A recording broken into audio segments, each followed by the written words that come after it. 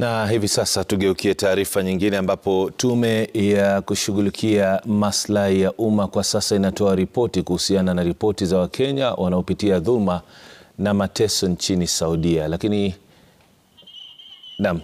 Arabia. Aidha, tume hiyo ilifanya uchunguzi wake kufuatia ripoti za mara kwa mara za wafanyikazi wa Kenya wanapoteswa nchini humo. Kwa hivi sasa tusikize yanayojiri. Which goes into in depth about the management of private employment agencies, the NEA Act, which gives authority to NEA, the Industrial Training Act, which gives authority to NITA, the Kenya Citizenship and Immigration Act, which gives authority to immigration, the Foreign Service Act and the Foreign Service Policy, which most of our embassies rely on in doing their work. So what are our findings?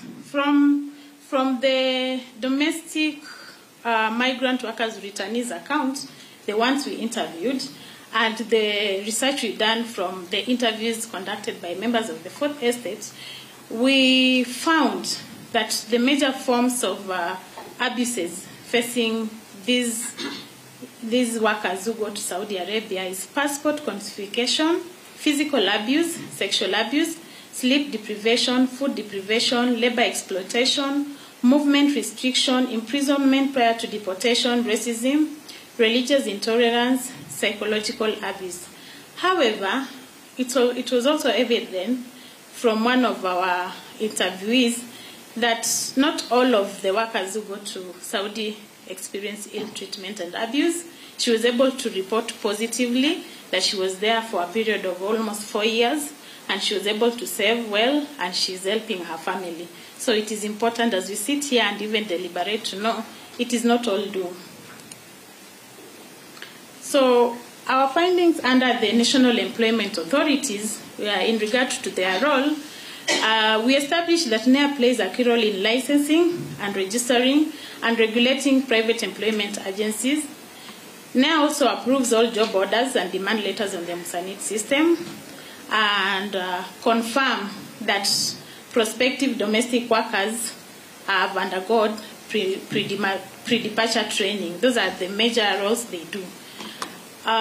We also established that NEA lacks sufficient legal and enforcement framework for dealing with, let's use the term rogue, because they're already a framework put for them to operate. If they're not operating within that framework, then you can call them rogue private employment agencies, such that we notice that the regulation as they are without the Labour Migration Bill do not assign express responsibilities to private employment agencies in regard to reporting on the welfare of migrant workers throughout the contract period. You notice that when there's an outcry, mostly we are keen to look for the agents. But as it is now in Kenya, there's no law that gives that agent that particular responsibility. Once the domestic worker has gone to Saudi, there's no law you can use to hold this agent accountable for not following up on the welfare of this domestic worker. So that is a loophole. Also, we notice that the legal framework lacks punitive measures for non-compliant agents or those who use forgery or fraud to obtain licenses. And NEA gave us challenges they face in the management of these employment agencies. You find that they change offices, something against the law, or you even find that others would use fraud to obtain licenses. But if you look at the punishment that is given to them under the Labour Institution Act, it was not very punitive. So it's an amount somebody can pay and go back to business. We also established that though available, the system put in place by NEA to assist in monitoring and supervision of licensed private employment agencies are not very effective. So NEA has put system in place, and we acknowledge that. We're just saying that they're not very effective because of either capacity issues, funding issues. There are many other issues, but the system put in place are not very effective for the supervision of licensed private employment agencies, who are the ones who are at the center of recruiting domestic workers, and this work they are doing on behalf of NEA.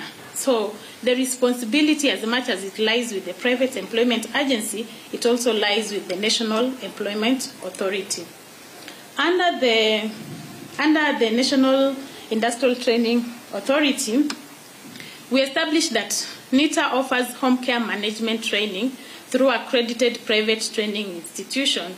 So like we had been told before departure, before you go to, as a migrant worker, especially domestic migrant worker, and that one that is destined for Saudi, you need to undergo a pre-departure training, which is a very good thing, and we are actually doing it. And NITA was able to give us statistics of the number of ladies that have been able to train. But we also noticed that they are facing some challenges in undertaking this responsibility. And that one of the challenges is that the course is being offered under crash program for 21 continuous days, 9 hours per day, bringing it to a total of 189 hours against the required 200 hours. So if you go through the curriculum says that for you to undertake the home care management course, you need to do it for 200 hours. And there are a total of 4 units. There are a total of 3 units. You need to do 2 units plus the pre-departure training. But currently, as it is done, from the information you get from NITA, is that this course is done for 21 continuous days. Continuous means there's no weekend. And it is done 9 hours per day.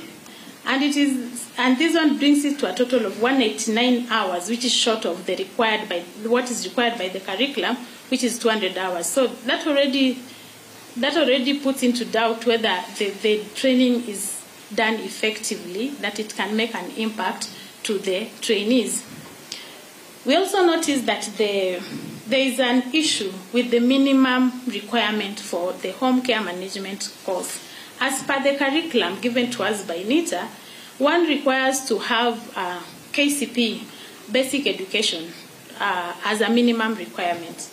But from the interviews we undertook, we noticed that before, actually, around the time we were doing the interview, we have ladies who didn't have these requirements going through the training, and because other stakeholders thought that it is an unnecessary requirement. But studying best practices, if you look at Philippines, one of the best practices is that they ensure the quality of labor they export, and that the person is empowered enough to be able to even know when abuse is about to happen, to understand the terms of the contract. So to us as the Commission, we thought that this minimum requirement as put in the curriculum should not be an issue. But currently as it is, it's been a matter of back and forth between stakeholders.